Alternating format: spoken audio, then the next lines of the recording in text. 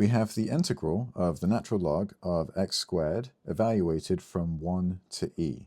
Now, the first thing I would do for this particular integral is I would rewrite it. I would take this 2 and I would use log properties to pop it in front. So we can rewrite that now and say 2 times the integral from 1 to e, the natural log of x dx. And that allows us to look at this as a really straightforward integration by parts problem, just recognizing that this is 1 times the natural log of x. Most classes will have you just memorize what the integral of the natural log of x is, as it comes up quite often, but otherwise we'll just do an integration by parts quickly to deal with it. We'll let u equal the natural log of x, the derivative of u equals 1 over x, dv in this case is 1, and integrating that to find v with respect to x equals x.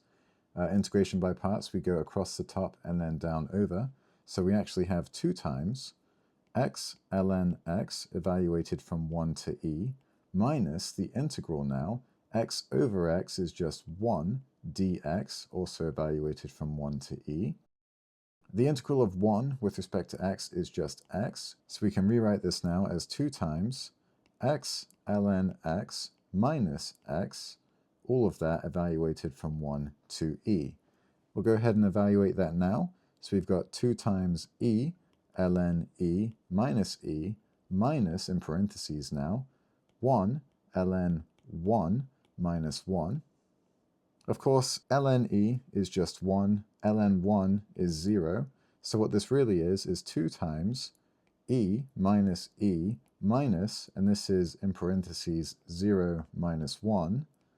So this is negative 1, but it's minus negative 1, so that is just positive 1. E minus e is 0, so what this actually is 2 times 1, which equals 2. So 2 is the answer to the entire integral of the natural log of x squared evaluated from 1 to e. If you have any questions, or if you want me to try any other calculus problems, let me know in the comments below. Otherwise, I hope you found this helpful.